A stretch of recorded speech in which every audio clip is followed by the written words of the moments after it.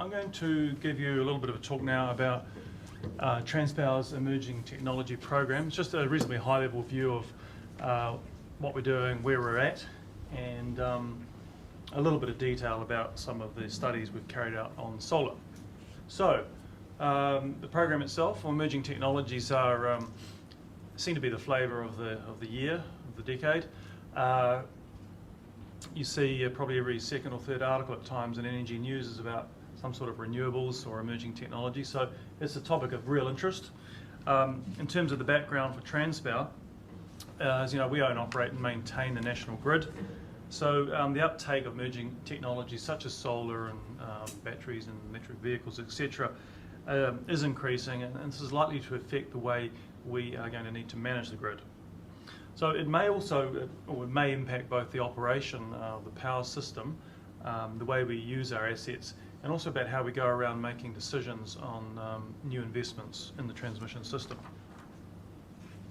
So the program itself's been established to, I need to take my glasses off because I can't see you now, but I can see this. Been established to provide management and coordination and visibility of the work we're carrying out across Transpower on these technologies and the associated impacts on our business. So the program does sit across the broader Transpower. It's not just system operator, it will sit across our grid divisions and their thoughts about how they use assets and how they'll use them in the future. It also aligns with our Transmission Tomorrow strategic priorities, which hopefully you've all had a bit of a chance to look at or attend a session on. So key objectives of the program is to understand these technologies, their future state adoption in networks and transmission grids, the way they'll impact our ability to operate the power system, and also to meet our principal performance obligations, which we're required to do so. Also to understand what that power system might look like in the future and how we need to adapt our asset investment strategies and decisions to align to that changing environment. So program components, I've kind of said already, solar investigation, battery investigation, and a battery trial. So solar, just a bit of a repeat, we want to understand that technology and what it means to our ability to meet our PPOs as we operate the power system. At a high level, those PPOs are about managing voltage and frequency within statutory limits and ensuring we operate a secure and reliable power system. Just a thought on solar. I know that Phil asked you a question about when the first HVDC system was commissioned. I wonder if anyone knows when the first solar panels were produced for practical application. What decade? I'll give you a decade. Well, no, it was studied in the early 50s and developed in about 54 for practical use in space programs. So when they're sending equipment up into space, they need power supply. So it drove the technology at that stage. So a little bit about the investigation itself that we've done so far into solar. We've divided into two aspects, I guess. First one is the impacts, phase one impacts. The second one is around solutions.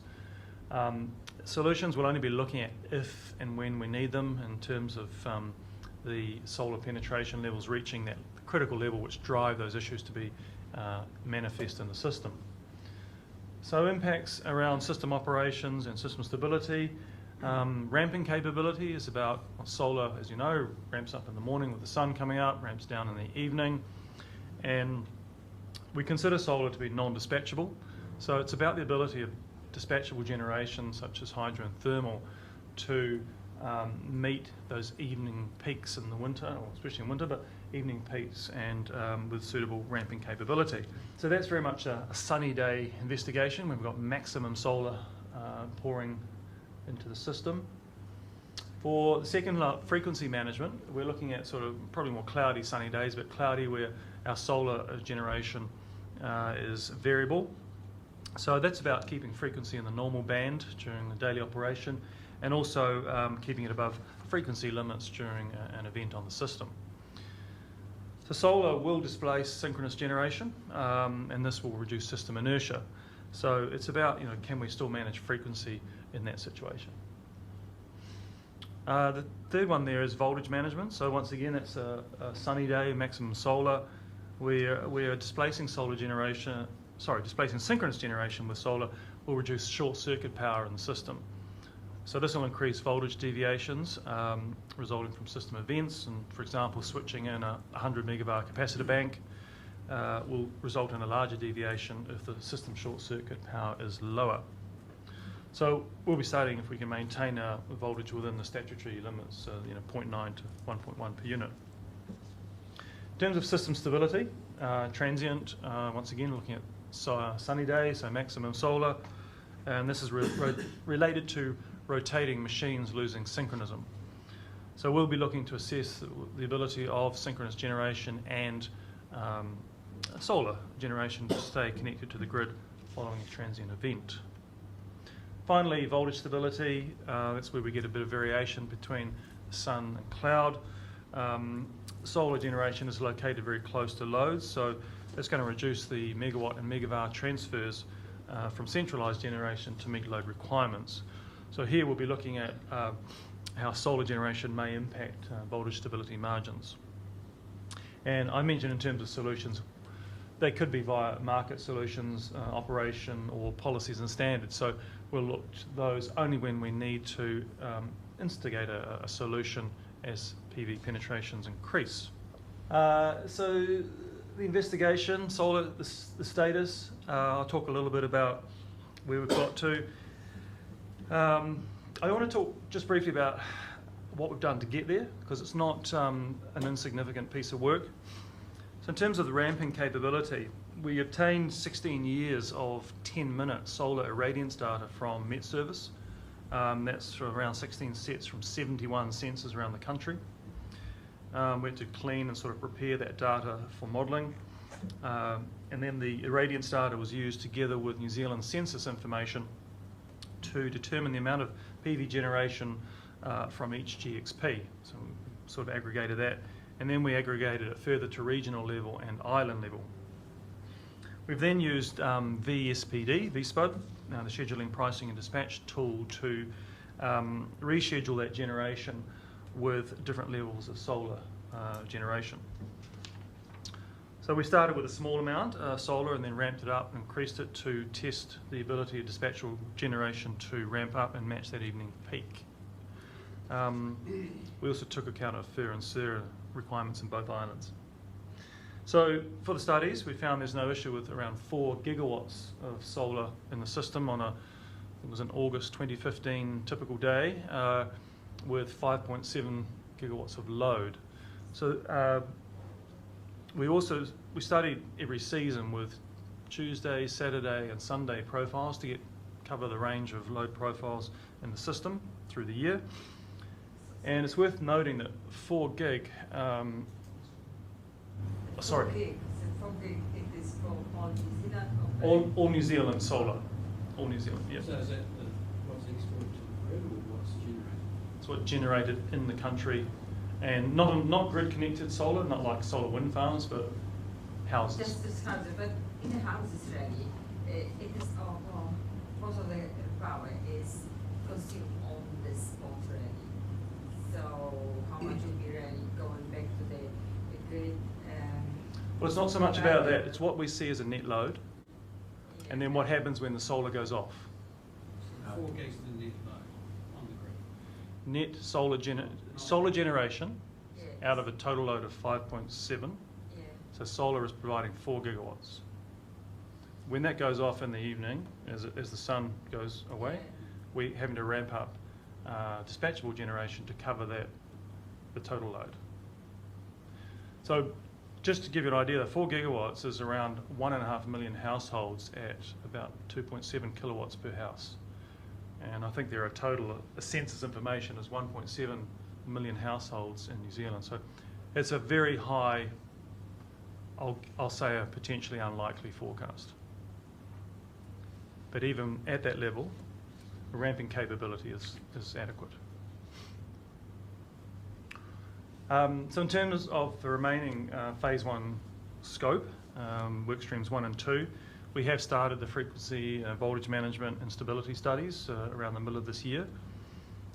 For those, we've purchased 1 year of 1 minute solar irradiance data. In the modelling that, we've included factors like average sort of cloud speed, where we get clouds interrupting the solar generation. And the work to establish the impacts on frequency and voltage, we hope to conclude around October, November. We're going to use the information from those initial operation studies to set up power flow cases for voltage management and stability studies. And we're also working with Auckland University to determine a reasonably accurate inverter model that we can use for our dynamic studies.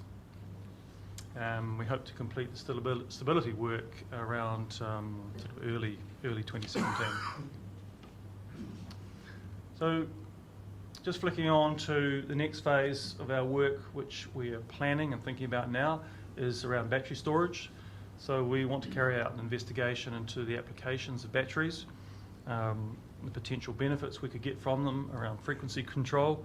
So batteries can provide forms of synthetic inertia, a governor type control response, and hence frequency keeping. We can use batteries for voltage control. It's currently being investigated by others through Auckland University. They can provide additional dynamic reactive power reserve and improve voltage stability limits, especially because they're located close to the loads. And hence improve system security.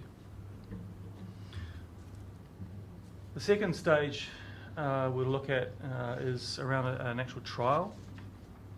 So from trial objectives and learnings we want to gain from this are looking into the different types of battery technologies that are available and what benefits they can give us, the types of design criteria that are applicable and modes of operation, behaviours, obviously behaviour and performance, commissioning and testing requirements, regulatory market and technical challenges. And from a system operations point of view, we need to look into what sort of SCADA indications and monitoring we'd have over batteries, forecasting and power system software and modelling that will be required for that. And obviously the economic benefits and opportunities we could get from batteries, although that's not the primary driver for an initial trial, but ultimately that would be key to how we might deploy them if we go ahead in that way. So where to from here? I've talked a bit about our program. We've developed a program approach across the broader Transpower to address emerging technologies on the way we operate the grid. We've embarked on the solar investigation project. We're looking at battery storage investigation, and a trial will follow. Then we'll want to start looking at electric vehicles in parallel, because potentially they may have a bigger impact. You think of the size of charging loads on electric vehicles if we use rapid chargers or fast chargers at home, which may or may not be practical. We will publish reports on our progress as we go via reports on the Transpower website. The ramping capability report we hope to finish by November, and then we'll follow early next year, in the middle of next year, with the remaining reports.